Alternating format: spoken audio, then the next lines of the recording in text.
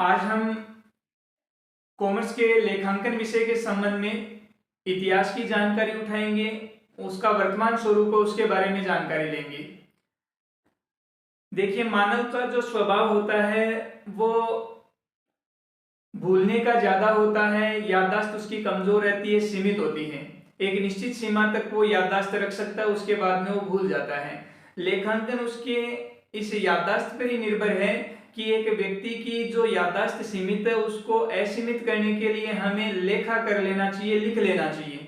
तो पुराने समय में कहावत भी बनी हुई है कि पहले लिख पाछे दे, भूल पड़े कागज से ले। यानी आप अगर पहले लिख लेंगे उसके बाद देंगे और बाद में मान लीजिए भूलवश कुछ रह भी गया तो आप कागज उठाकर उससे ले भी सकते हैं। ये पुराने समय से प्रचलन में है। और जो हमारा सब्जेक्ट है उसके इतिहास की अगर हम चर्चा करें तो ये बहुत पहले से है, मानव सभ्यता के साथ में है। मानव सभ्यता जैसे जैसे विकसित हुई है वैसे वैसे ये सब्जेक्ट भी विकसित हुआ है। तो इसके इतिहास की बात हम करते हैं तो इसका इतिहास देखिए, लेखांकन का इतिहास वो ईसा पूर्व 4500 से ही माना जाता है।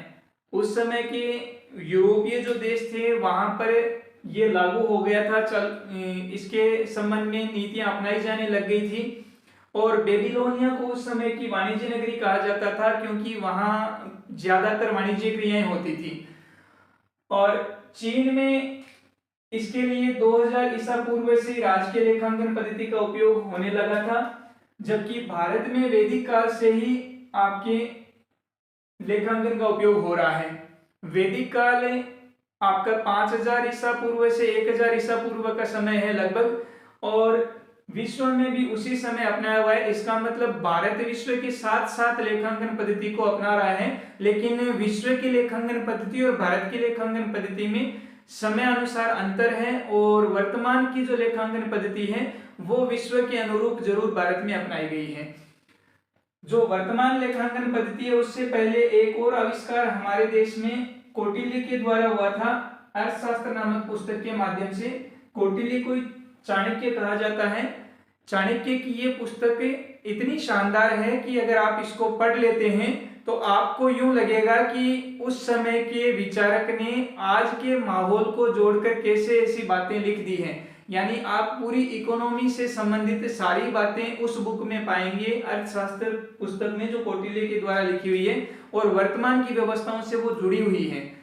इस पुस्तक में 2300 ईसा पूर्व में कौटिल्य ने लिख दिया था उन्नत लेखांकन पद्धति के बारे में कि उन्नत लेखांकन पद्धति कैसी होनी चाहिए। एक लेखांकन पद्धति में राजा को प्रजा का किस प्रकार ध्यान रखना चाहिए, टैक्स किस प्रकार के लगाने चाहिए, देश को या राज्य को विकसित करने के लिए किस प्रकार के कार्य किए जाने चाहिए, इन सब के बारे में इस पुस्तक में उल्लेख किया गया है।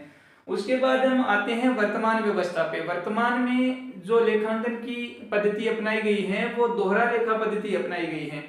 दोहरा लेखा पद्धति एक वैज्ञानिक पद्धति है जिसमें एक निश्चित नियमानुसार लेखा किया जाता है और वर्तमान में जितने भी आपके अकाउंटिंग कार्य किए जाते हैं वो इसी पद्धति से किए जाते हैं।